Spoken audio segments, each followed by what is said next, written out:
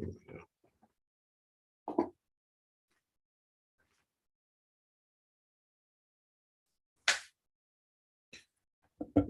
Right.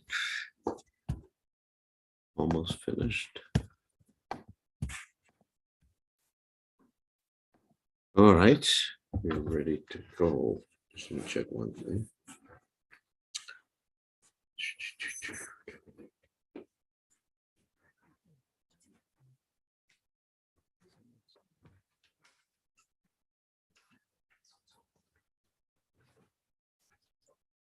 Okay, it's working.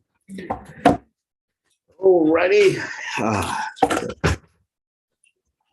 So we're going to chant the prayers to the departed Vaishnavas before class. It's called Saparshada Gaura Viraha Vilapa. And you're all welcome to respond if you know the prayers. And if you don't, you're not welcome to respond. Okay. Ye anilo prema dana korana pracho. Ye anilo prema dana karuna pracho. Henu Prabhu Kota Gila Charyataku. Henu Prabhu Kota Gila Charyataku. Ahamura Sarupa Rupa Kahasanatan.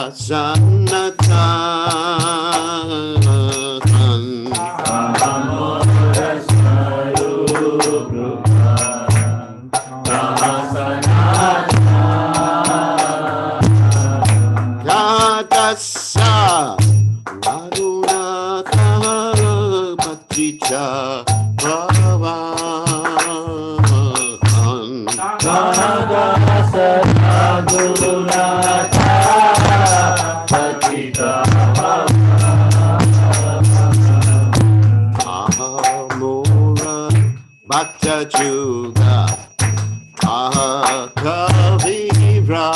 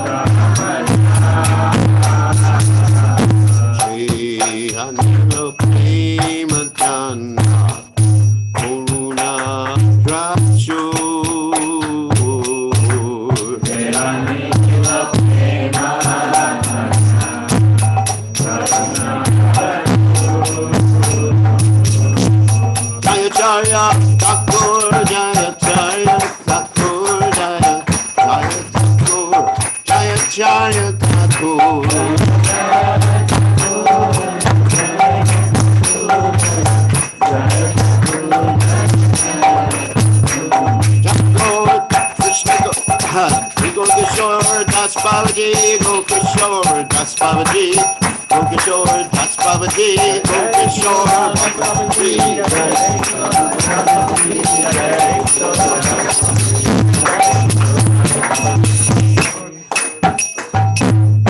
Jai Om Vishnupad Paramahamsa Paravikacharya Osuteta Satashi Shimad, His Divine Grace Sabaya Chanana the Bhaktivedanta Goswami Srila Prabhupada Ki Jai, ISKCON Founder Acharya Srila Prabhupada Ki Jai, Anantakoti Vaishnava Vrinda Ki Jai, Namacharya Srila Haridas Thakur Ki Jai.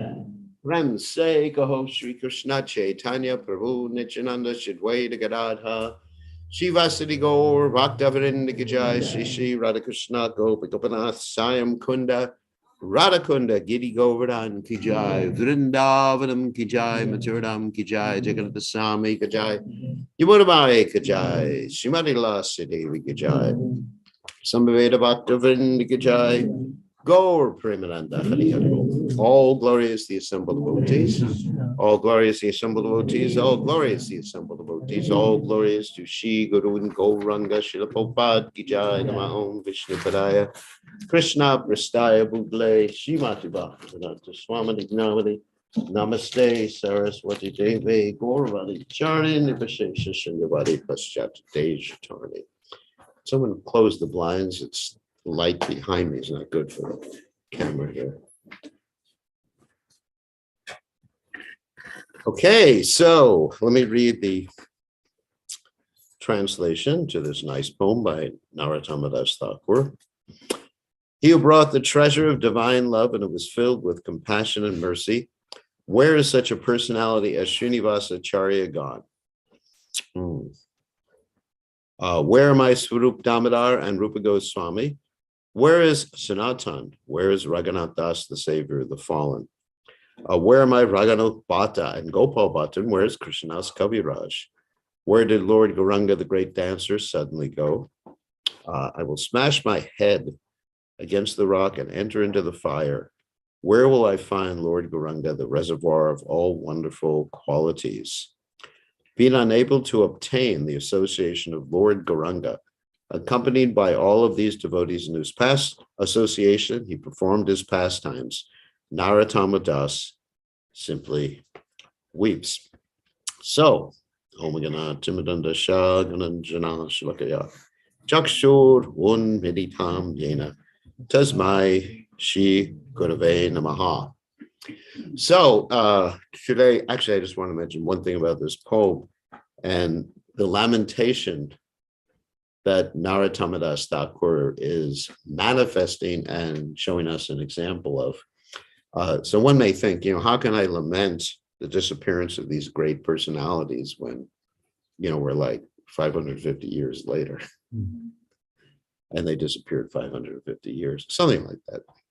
So we can lament that we don't have their association or, the Vapu association.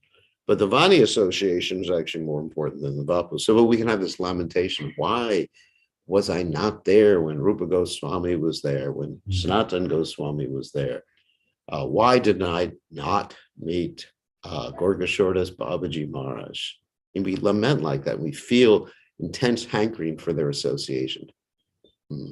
Not exactly separation because we weren't actually there. Maybe some of you were there, but hankering for their association.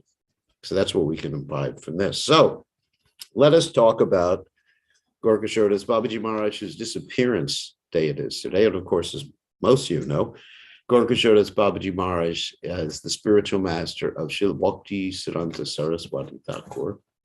And there's a little contrast there that Gaura Kisore das Babaji Maharaj was basically almost illiterate. And then when we talk about illiteracy, it doesn't mean he couldn't read and write Bengali.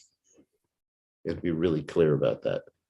But in those days, for a Vaishnava to not read, at least read and understand Sanskrit, was considered illiterate, because Gaura Kisore das Babaji Maharaj did travel around with books like Narottama Das Thakur's books and other literatures. but only the Bengali books, not Sanskrit books. So generally, someone is going to be a Brahmin, someone is going to be a guru and like that, then they really have to know Sanskrit very well. And of course, Prabhupada is so kind to allow some of us to take on the service of being spiritual master, whereas we are not so much expert in Sanskrit grammar or rhetoric or anything like that. So it's very important, because in that way, if a guru or acharya was challenged, the acharya could actually defeat the person who's challenging him. And we see that in the case of Srila Bhaktisiddhanta Saraswati Thakur, who had this whole discussion in Midnapur. Some of you may have heard about this before, as whether Brahmins are superior to Vaishnavas or Vaishnavas superior, or is a Vaishnava automatically a Brahmin? So this whole discussion was there. And the interesting thing about that discussion was basically the opposite side was headed up by Srila Bhaktivinoda Thakur's Diksha Guru, Vipini Vihari Goswami. That's why Bhaktivinoda Thakur did not go to that particular discussion, because he would have had to oppose his Diksha Guru. Very interesting. And so Srila Bhaktisiddhanta Saraswati Thakur was able to utilize Sanskrit grammar, rhetoric, and quotes from the Vedic literatures to show that Vaishnavas are superior to Brahmins, or Vaishnavas are automatically Brahmins, like that. And anyone, Kiva Vipra Kiva Nyashi Shudakena Noi, Ye Krishna Tadvaveta Se Guru Hoy. Anyone who knows the science of Krishna, then that can be considered qualified to be guru. And also another verse, Charyamam Viganiyam Navamanya Chikari Chet Namarchabuja Suyita Sarvadeva Mayo Guru, that Vaishnava should not be considered according to his past. So, even in the case of Bhaktivinoda Thakur, he wasn't really born in a Brahmin family, and there were so many apparently things that had nothing to do with Krishna in his background. But Srila Prabhupada, he was always meditating on Krishna, and he was worshiping Krishna. Basically, from his very birth, his parents would take him to see the Radha Govinda deities, which are right across the street from his house. So, but still, Vaishnavas or Haridas Thakur. So it's a very important point. So Srila Gaura Kisore das Babaji Maharaj was considered illiterate from that particular standpoint. And Srila Bhaktisiddhanta Saraswati Thakur was not only considered literate, but he was considered to be a walking encyclopedia. In fact, he learned different languages just by reading dictionaries, memorized. He had a photographic memory. So he could just and that's why you see in his commentary and translation of the Brahma Samhita that he's using words that even native English speakers have a lot of trouble. Prabhupada said oftentimes he couldn't understand what Bhaktisiddhanta Saraswati Thakur was saying, but he listened and he understood the sound vibration was purifying. So so you have this contrast, and the interesting way that Bhaktisiddhanta Saraswati Thakur took initiation from Gaura Kisore das Babaji Maharaj needs to be related. That he was told, Bhaktisiddhanta Saraswati Thakur was told by his father, Srila Bhaktivinoda Thakur, to take initiation from Gaura Kisore das Babaji Maharaj. And so he went to Gaura Kisore das Babaji Maharaj and he said, can I have initiation? And Srila Gaura Kisore das Babaji Maharaj said to him, I have to ask Lord Chaitanya. And so then Bhaktisiddhanta Saraswati Thakur came back a little while later and he said, have you asked Lord Chaitanya? And Srila Gaura Kisore das Babaji Maharaj said, I forgot.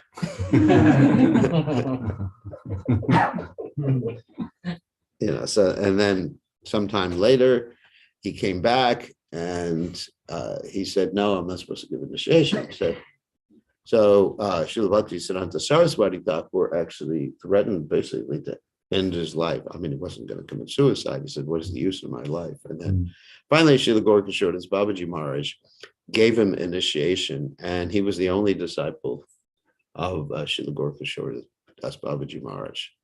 And that much relates to the first pastime I'm going to talk about, which is the disappearance pastime. And then we'll get into the life of Srila Gaura Kisore das Babaji Maharaj. So, as far as the disappearance pastime of Srila Gaura Kisore das Babaji Maharaj, it happened in the year, a Bengali year, 1322, which was November 16th, 1915. Okay. So, and it was on the 30th, it says on the 30th day of the month of Kartik, anyway, whatever it says, no, November 16th, that particular year.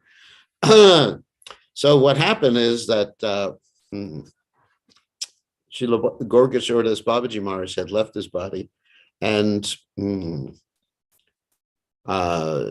Bhaktisiddhanta Saraswati Thakur went to what's called the Rani Dharmashala at Kulia, where Babaji Maharaj had left his body. And so basically there were many priests and Brahmins and sannyasis who were there, and they began to argue amongst themselves as to who would have the body. Now you may think, why are they arguing about the body? Well, if they had the transcendental body of Srila Gaura Kisore das Babaji Maharaj there, then they could attract a lot of people to their temple. And, there's reasons for wanting to attract a lot of people to the temple. I'm not going to try to analyze their reasons because they were all Vaishnavas. But anyway, so one reason might be, not that I'm criticizing, I have to be careful, that they were interested in having a lot of donations, because a lot of people come, and then there's the hundi at the temple, and they sell things at the temple. I mean, you see in Bengal in general, even apart from the temple, anytime there's a festival or anything, or temple that's built, then all of a sudden the street is lined with sellers. Those people want money. That's natural. There's nothing wrong with that. But one should not be running a temple or preaching Krishna consciousness for the sake of personal aggrandizement or making money. It's not a very good idea. Actually, a Brahmin should not make his living by giving Bhagavatam class. That's mentioned in the Jaiva Dharma, where a Brahmin was advised by his guru that you should make your living some other way. Even if you have to do a little business, it's all right. But don't make your living giving Bhagavat class. It's actually contamination. Anyway, there was a big argument, and they all wanted it at their temple, and they were thinking, we need it at the temple. So Srila Bhaktisiddhanta Saraswati Thakur opposed what he considered to be their illegitimate claims to the transcendental body. So at that particular time, the police chief came, and his name was Jachindra Natha Singha, means lion. I mean, sometimes you find the police and everything, they have this name, Singha. He wasn't, he was Bengali. He wasn't from another province, so it's not such a usual name in Bengal, Singha. Sometimes in Punjab, you'll have Singha. Anyway, so arrived there. So anyway, they were arguing. Srila Bhaktisiddhanta Saraswati Thakur, of course, wanted the transcendental body of his spiritual master. And at that time, he wasn't a sannyasi. And these other personalities, many of them were sannyasis. So they made the argument that Srila Bhaktisiddhanta, they didn't say Srila Bhaktisiddhanta, because it was Srila Saraswati, is not a sannyasi and no right to prepare a samadhi for a person who has renounced his home. And Srila Bhaktisiddhanta Saraswati Thakur stated that I am the only disciple of Srila Gaura Kisore das Babaji Maharaj. Of course, they did not recognize that. There's actually a controversy even today where there's a party called the Anti-Party. They were against Srila Bhaktisiddhanta Saraswati Thakur. And excuse me, some of the ISKCON devotees had gotten contaminated by them. Actually, there was one who Prabhupada rejected. He was one of Prabhupada's Sanskrit editors. And he got contaminated because he questioned whether Srila Bhaktisiddhanta Saraswati Thakur was bona fide. And some of those controversies arose because of Srila Bhaktisiddhanta Saraswati Thakur's brother, Li Prasad Thakur, who opposed Srila Bhaktisiddhanta Saraswati Thakur in so many ways. But of course, Prabhupada said we should not criticize because Prabhupada said it's a transcendental opposition. So, but it's not for us. You know, there's etiquette. Like if you find disciples, that is, disciples of Prabhupada criticizing, you know, having an argument, and you're not a disciple of Prabhupada, you're a disciple of Prabhupada, or a disciple of Prabhupada, it's not appropriate to take sides in that particular argument. So, you know, there is etiquette. Of course, nowadays, due to the internet, you find that etiquette is thrown to the wind. And, you know, people, actually in the Western world, they think etiquette, what's the use of etiquette, isn't it? Everything is equal, but everything is not equal. Anyway, Bhaktisiddhanta Saraswati Thakur said, I'm the only disciple of Srila Gaura Kisore das Babaji Maharaj, and I've been a celibate brahmachari, and I'm not a hypocritical renunciate secretly addicted to abominable habits or fornication, as some monkey-like people are. I mean, it's pretty strong. Some monkey-like, you know, he didn't directly say you're monkey,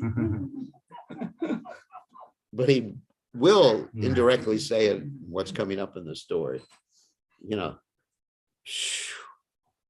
he said, I am taking pride, these are his direct words, I'm taking pride saying this as a bearer of Babaji Maharaj's shoes.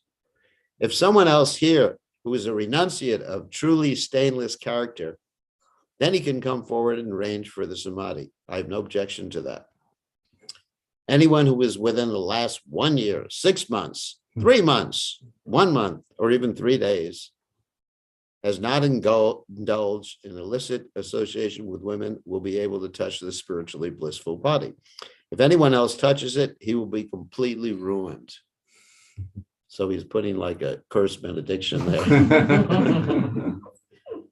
He's like, ooh. And then the inspector of police said, you know, how do we know that they're going to tell the truth? And Srila Bhaktisiddhanta Saraswati Thakur said, I believe what they say, because, you know, in India, in general, people are worried about, you know, curses and everything. Even here in New Zealand, sometimes it's already talking about, they ask me a question about black magic. And they get all nervous. In Fiji, they get black, and even devotees, sometimes they go to the Muslim witch people for black magic, isn't it? They're very superstitious. So because he put that like curse benediction there, he knew they weren't going to lie. So all the Babajis turned, these were Babajis, no water. All the Babajis turned their back and walked away.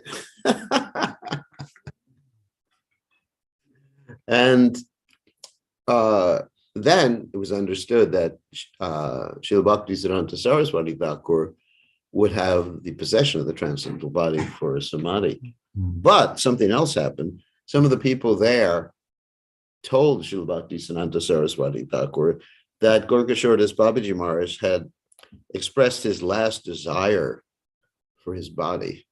And that last desire was that his body would be dragged through the streets of Navadvip, so we get all the dust of the, you know, of the Dham.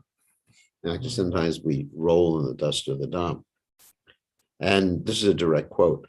To this, Bhaktisiddhanta Saraswati Thakur replied, although we are fools, inexperienced, and offenders, we will still not be disinclined to understand the true meaning of the humility-filled words which have been spoken by my Gurudev to destroy the pride of worldly-minded people. Even Krishna Chandra, not you, but the real Krishna Chandra, will personally think himself successful if he carries my Gurudev on his head or shoulders. And of course, we have that same thing with, oh yes, actually, he talks about this. After the departure of Haridas Thakur, Sri Gaura Sundara took the spiritual body of the Thakur on his lap and danced. What dignity he adorned with it. Therefore, following in the footsteps of Sriman Mahaprabhu, we shall also bear Babaji Maharaj's spiritually blissful body on our heads. So the following day, which is the Uttana Ekadasi, and according to scriptural ordinances, Srila Bhaktisiddhanta Saraswati Thakur put the body of his guru in a sand pit by the bank of the Ganges in Kulia. So what happened is there was a low-class person, there's a whole story about this, who claimed rights to the property after that. So Srila Bhaktisiddhanta Saraswati Thakur made arrangement. So the body was moved, its place of rest was eroded by the river Ganges, and it was moved to the Chaitanya Math, which is in Sridham Mayapur. Some of you have been there, right? Yeah. Which is the main math of the, was the main math of the Gaudiya Math. Now there's so many Gaudiya Maths along that road. And this Chaitanya Math has the Samadhi of Srila Gaura Kisore das Babaji Maharaj, and has the Samadhi of Srila Bhaktisiddhanta Saraswati Thakur there. So the devotees regularly visit, and as well as a beautiful temple. It has the Acharyas, deities, the four main Acharyas like Ramanujacharya, etc., in a sort of like a circle. You've been there? Yeah, you've seen it. And then you have beautiful deities of Radha and Krishna there.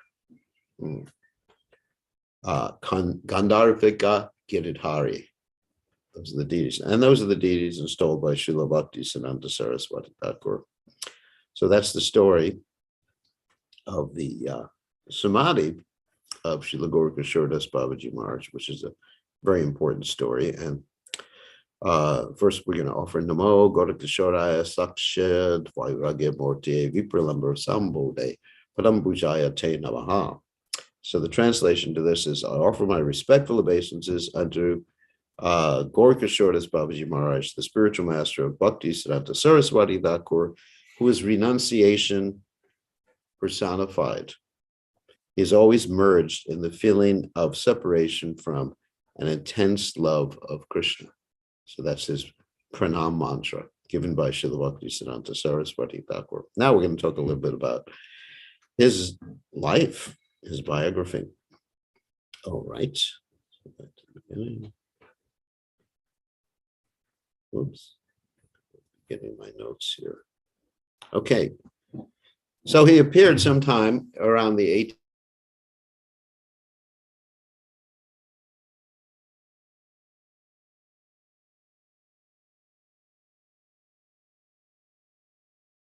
That was in East Bengal. He appeared in Bangladesh. Many of the acharyas appeared in Bangladesh. Of course, at that time, Bangladesh was part of India. And after the partition of India, it became a separate country. And, primarily the Muslims moved to Bangladesh, which in the beginning was called East Pakistan. It wasn't called Bangladesh in the beginning. And then Pakistan, there was West Pakistan. So what happened is that East Pakistan, a little history, didn't want to be under the jurisdiction of West Pakistan. And so they enlisted the help of India to fight with West Pakistan. You got it? And there was this whole war. And they're actually much more liberal than West Pakistan is. West Pakistan, you definitely don't want to be a devotee. But in East Pakistan, it can get really dangerous sometimes. Devotees have been attacked, temples have been attacked, but there is actually more religious freedom in East Pakistan. So he was born in East Bengal, and on the bank of the Padma River. So that may sound familiar to you. Does anyone remember who else was born on the bank of the Padma River? Starts with an N. Narottam Das Thakur. And it was Narottam Das Thakur who bathed in the Padma River. Lord Chaitanya Mahaprabhu deposited his love of God in the Padma River, and Narottam Das Thakur bathed in it. And when he came out, he had golden skin. And he was simply immersed in Gaura Prema. And his parents didn't recognize him, and they were pretty upset too. Because they're a rich family, and he just didn't want to get entangled in this world.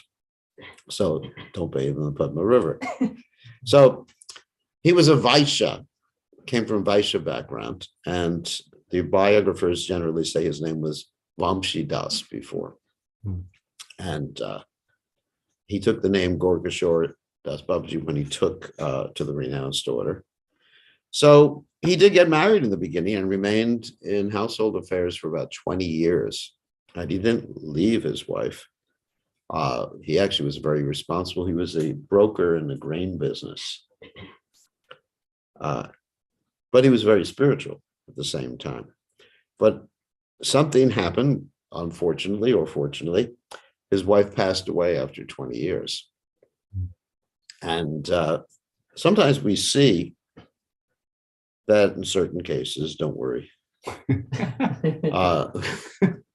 Krishna arranges circumstances that, force people to take sannyas. Not for everybody, very rare persons. That's why I'm assuring you, ladies, don't worry. That in rare circumstances, or they make the situation so intolerable, like in the case of Srila Prabhupada's life, that Krishna just forces the devotee to take a different path. And in other cases, like Srila Bhaktivinoda Thakur, it wasn't like that. His wives assisted him in Krishna consciousness. He didn't have two wives at one time. His first wife passed away, and then he got married again. So they assisted him. And in the case of Srinivasacharya, same thing. We talked about Srinivasacharya the other day, and one of his daughters actually became a guru. Pretty interesting, isn't it? So he had 3 daughters and 3 sons, and they were all great devotees. And Lord Nityananda, he was also married to Janava Mata. So, we don't stress too much on renunciation, external renunciation. The whole idea is, according to Chaitanya Mahaprabhu, accept everything favorable, reject everything unfavorable. That's it.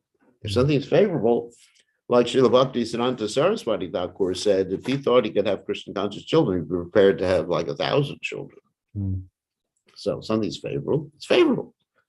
You just have to use your intelligence to figure out whether something's favorable for Krishna consciousness or something is unfavorable. So anyway, so what happened is that his wife passed away. And so he immediately left his business and went to Vrindavan.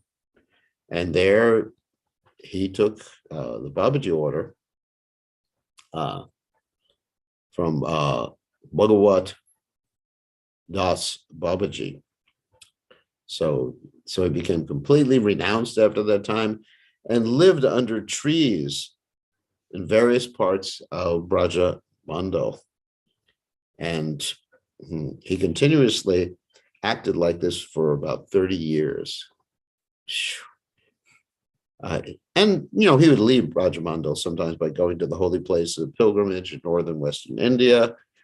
He associated with many other great devotees. Their names mentioned here, like Sarupa Das Babaji and Bhagawan Das Babaji. These are all bona fide Babajis. A Babaji, actually, just to clarify what a Babaji is, a Babaji is someone in the highest order of renounced life, the Paramahansa order. Generally, they don't preach. Generally. There's different orders of sannyas: Kutichat, Bahudak, Paravajakacharya, Paramahansa, like that. So Prabhupada gave the Paravajakacharya sannyas to people. That means one travels and preaches. Prabhupada only gave the Babaji order to one person, and that didn't turn out to be a success case. One of my godbrothers, who was actually my friend, he was diagnosed with some disease that he was going to die. And he went to Prabhupada and said, I'm going to die in 3 months. So Prabhupada gave him the Babaji order, and he went to Vrindavan, with white gamsha or lungi. And then he found out he wasn't going to die. And then he came back. So it's generally not advised to take the Babaji order. And as we see in the case of Srila Bhakti Saraswati Thakur having that discussion with all the Babajis about the samadhi of his spiritual master, that most of those Babajis were not really qualified in any way to, to take up Krishna, breaking the regulated principles like that. Not a very good idea. So, and actually you find that today in Vrindavan, that some of the Babajis there not following the regulated principles. It's not to criticize any particular Babaji. So then Gaura Kisore das Babaji Maharaj was so determined. He was awarded the title Bhajananandi. That's the title. Of course, he never became proud of that particular title.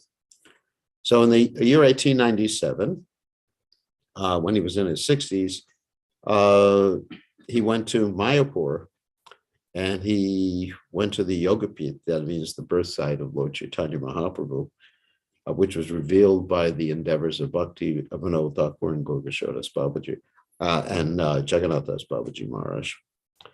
And then he went to Navadvip, and he was under the guidance of Jagannath Das Babaji Maharaj. So they're very much connected, these two great personalities.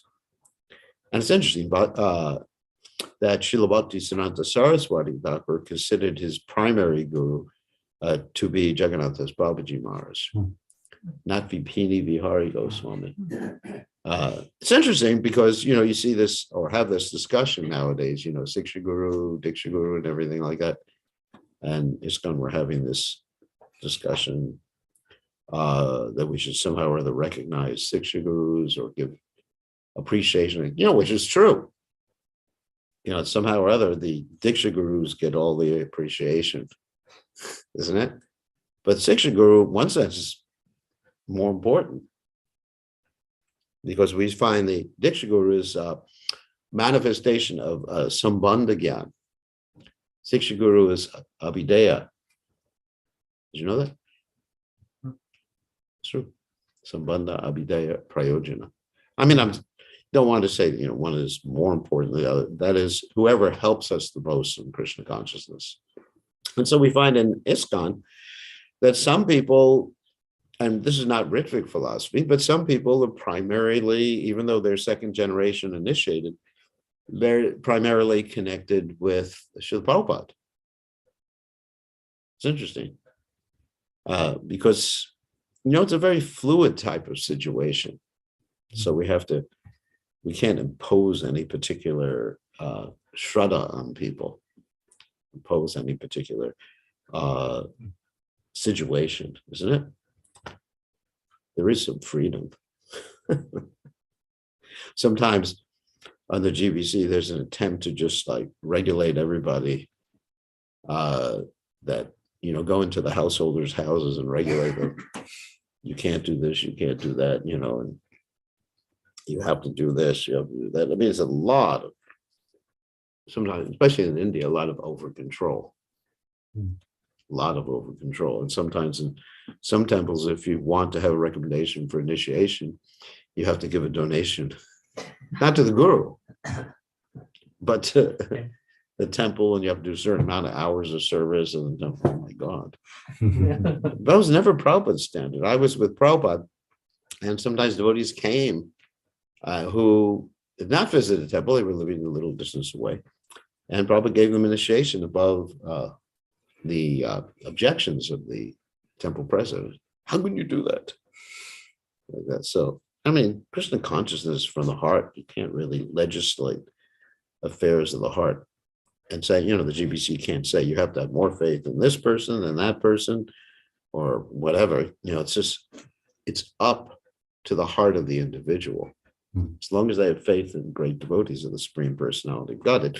So anyway, from that time forward, Gaura Kisore das Babaji Maharaj remained in Navadvip, just living and going from different houses and gathering dried foodstuffs from the houses, the householders' houses. And his method of offering sometimes was just like holding the food in his hand and offering. And sometimes he would cook and sometimes he would not cook. He would use the earthen pots discarded by villagers along the roadside during the Ganges, on the Ganges River on the occasion of eclipses. And people thought that due to the effects of an eclipse, the pots are impure and unusable, which is, another superstition. And to clothe himself, he would go to the banks of the Ganges and collect and wash discarded cloth that had been used to cover corpses at the burning ghat. And Bhagavatam also talks about not the corpses at burning ghats, but also, people throw away clothes. And you should use them. I remember in the early days of the movement, we actually did that. We would go there in America. There's these secondhand stores. You have them here too. Yes. And we would get clothes there. We didn't think anything of it, no matter what our backgrounds were, whether we came from a wealthy family or a poor family. It's just like, save money. It's Krishna's money. So it's quite more renounced than it is today. Now it's just like soft beds, Ranikashipu. The sannyasis like myself, we live very nicely. And, we can order whatever we want to eat. Of course, in the early days, the sannyasis had all the Mahaprasadam. And then we read from Prabhupada's books that Prabhupada said that Mahaprasadam is for the householders. That was very disappointing.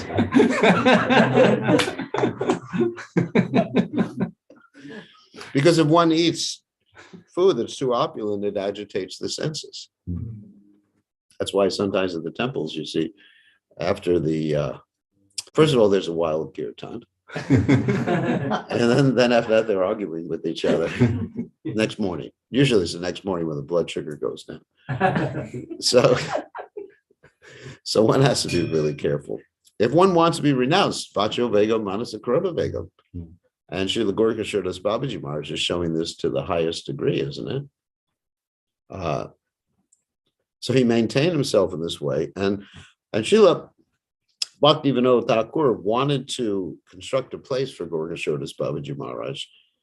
So he did that at his place of Bhajan, which is Godrum Dweep, is one of the islands. It's actually very close to our Sridham Mayapur Dham, our temple, right across the Jalandhar River.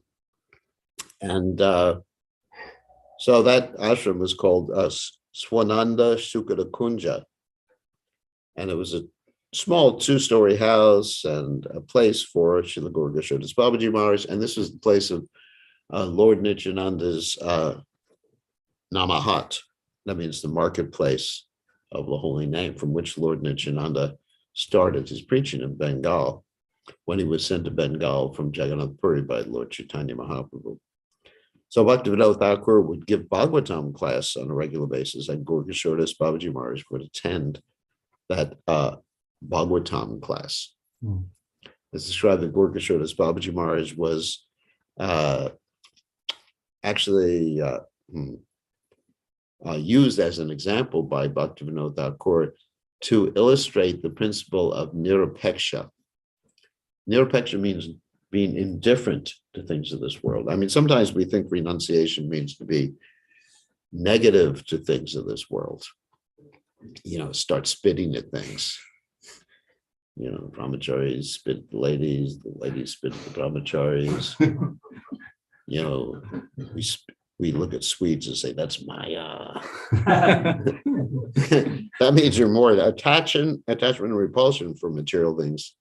Attraction and repulsion is attachment.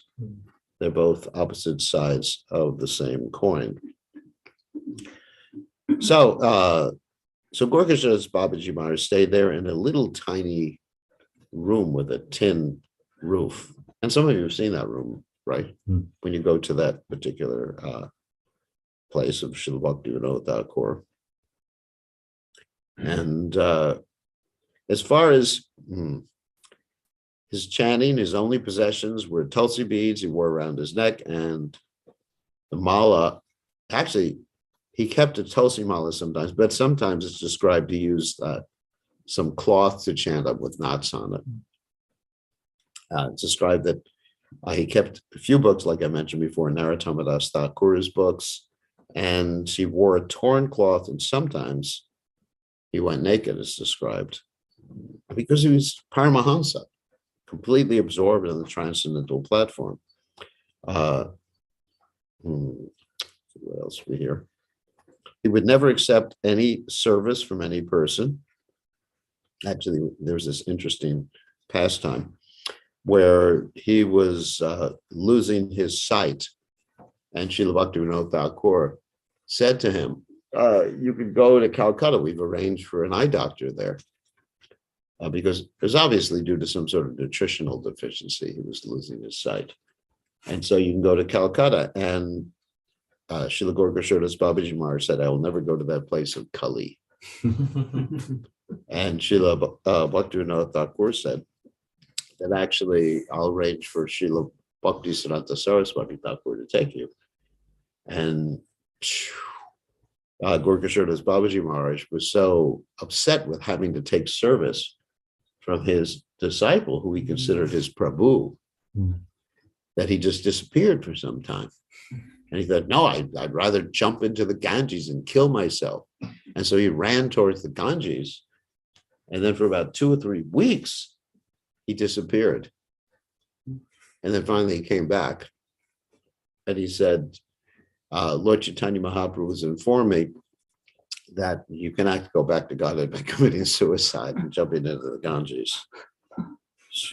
So his renunciation was like Raghunath Das Goswami's renunciation, and he could detect immediately when people came to him and wanted to imitate him.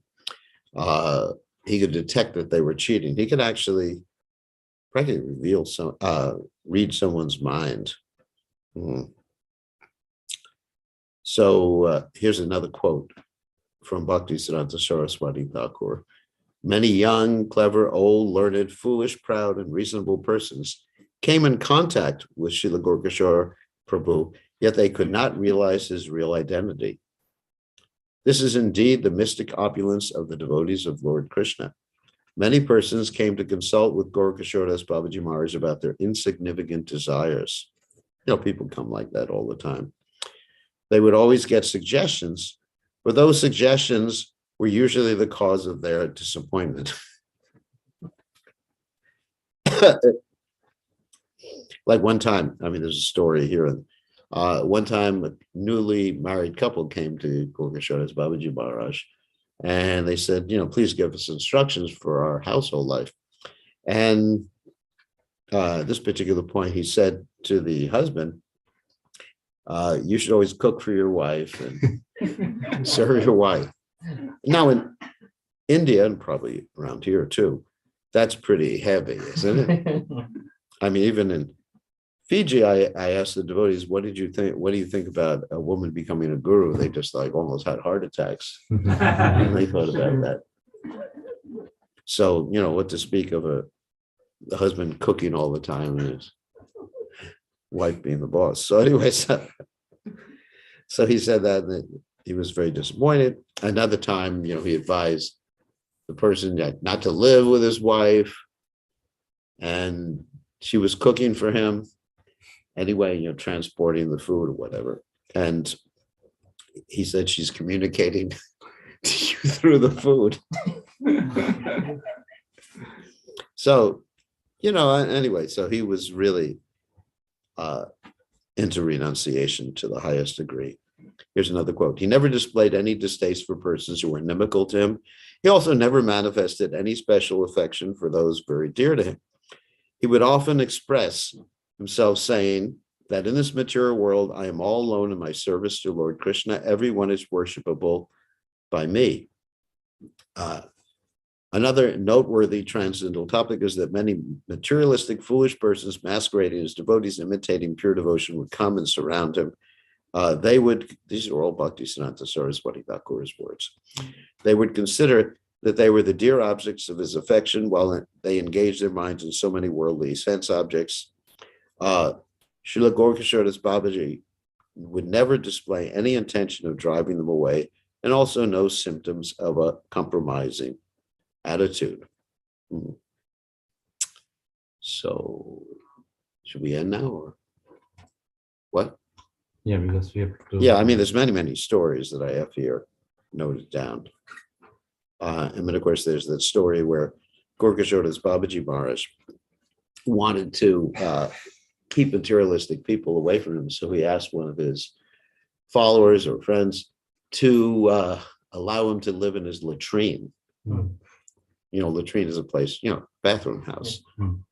And so this particular individual was shocked how you could do that. So anyway, he cleansed the whole latrine, obviously. And Gaura Kisore das Babaji Maharaj was staying there and chanting. And then another so-called Babaji moved in next door in the latrine.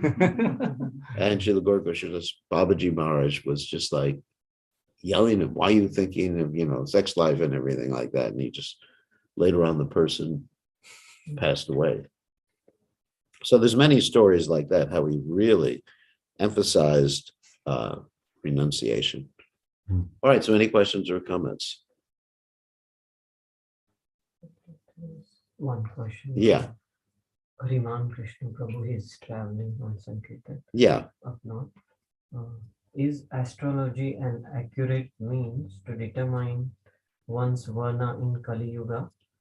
It seems one needs Brahminical qualification to do certain things, like giving classes and staying in Brahmachari ashram. Brahmachari ashram, as we know, is for higher varna, Brahman / Kshatriya, etc. How is considering varna practical in Kali Yuga? He has two questions there. One is, how do you understand your varna? I think that's a very practical way to understand your varna. Like, what can you do? I've mentioned this many times before. What can you do all day long and not get bored and go crazy? You can do many things. For example, in my particular case, I know how to do a lot of things. I can fix computers, used to fix cars, not all day long. But if you ask me to do that for 8 hours a day, I'll probably go crazy. But if you ask me to chant or read or speak about Krishna or help people in different ways, then, I feel sort of happy and fulfilled. So, it's really easy to understand. With the children, sometimes they would do this whole procedure by which the little children, of course, would choose between, hammer and nails and swords and guns and Bhagavatam and gold. And in this way, there was some indication. But I think rather we should look at someone who is an adult and see what they like to do, how much they're able to control their senses, practical. I think it's more of a practical consideration rather than astrological. Astrology can sort of help you, but it's not really conclusive. Because also, when people take up Krishna consciousness, they can sort of transform their varnas a little bit. So we have to see what people like to do, what people are inclined to do, and base it on that. Right? If one likes to study, then they're definitely Brahmin. One likes money, they're probably Vaishya or Kshatriya. One likes to control management, probably a Kshatriya. If one likes to do artistic things, then probably a Shudra. And yes, it's a fact that lifetime brahmachari life or lifetime celibate life is really only for Brahmins. It's not generally suggested that a Vaishya be a lifetime brahmachari. Because a Brahmin has to be able to, samadhamma kapakshocham, shanti rajavam evacha, jnana vijnanamastikyam brahma karma sabhavajam. What is that? Has to be equipoised, sama, dhamma, sense controlled, tapa, austere, accepting everything, favorable for Krishna consciousness, rejecting everything unfavorable, clean internally and externally. That means if one is meditating on sense objects, that's internal uncleanliness. Like externally, you're just like chanting in ecstasy, and at the same time you're looking at all the young girls in the back of the temple room. What is that called? Drinking water underwater while fasting on a fast day. Lord Chaitanya Mahaprabhu considered it to be like that. You understand this? Drinking water underwater. In other words, making believe you're fasting from drinking, but you're taking your bath and drinking at the same time. It's like that one movie, the Bollywood movie we saw, oh my God. There was one so-called sadhu who was supposed to fast, undergo some sort of fast or austerity. So he took his prasadam into the toilet room. And he was stuffing his face in the toilet room. So if you're like that, then better just be honest. If something is there in the consciousness or even subconsciousness, it's better to be honest and with who you are, rather than be a false renunciate. Externally you're renouncing things, but internally you are not. So I think it's a question of practical understanding. So does that answer his questions? Yeah. Someone should be Brahmin, be lifetime. I mean, in the beginning of life, of course, everyone should, not everyone, the Shudras don't do this, but at least the higher caste, they can be brahmacharis to get some basic training. Actually, Prabhupada said that if someone is going to be a good grahastha, it helps, of course, in the Vedic system, it was essential, but it helps to have basic training in Krishna consciousness, just like in the army. You have the basic training that soldiers go through, right? Obedience. So my basic training was, as a brahmachari, that you are a servant of Krishna. Your whole life is dedicated to Krishna. So I remember, years like that. It was very good for me. And that training was essential now that I'm in the renounced order of life now, after 50 years. Anyway, not after 50 years, almost 50 years in the renounced order. So it was essential. It really helped. So, yeah, of course, nowadays in New Zealand, it's not practical to take all the young kids and put them through brahmachari training, nor is that, I mean, at least, Prabhupada envisioned that some of the young kids, even at 5 or 6, would be put through brahmachari training like that. But we see that we're not really qualified at this stage to take young children and train them up. It's been somewhat of a disaster in ISKCON. The attempts, so many attempts, and it's been a real disaster because the people aren't qualified. Actually, the traditional brahmachari ashram for real young children would be headed up not by a brahmachari, but headed up by a grihastha couple. And the grihastha couple would treat the young kids like their children. It wouldn't be like, torture or anything like that. That force the poor kid into a cold shower while he's screaming like that. So it was more, the child would have its needs met for loving relationships too. So I think, ISKCON is really, in the past, is sort of, let's say, taken Prabhupada's instructions out of context and not properly applied them insofar as dealing with children. And that's why there have been so many difficulties in the past. So nowadays I suggest like day schools like we have here, right? This seems to be more practical. And as far as, brahmachari training, when someone is 18 years old, then they can get brahmachari training. And then they decide what they're going to do the rest of their lives. Okay, I think we have to end now, right? Because we have some places to go. So thank you very much. All glory is to His divine grace. A.C. Bhaktivedanta Swami, Srila Prabhupada, Srila Gaura Kisore das Babaji Maharaj Ki Jai.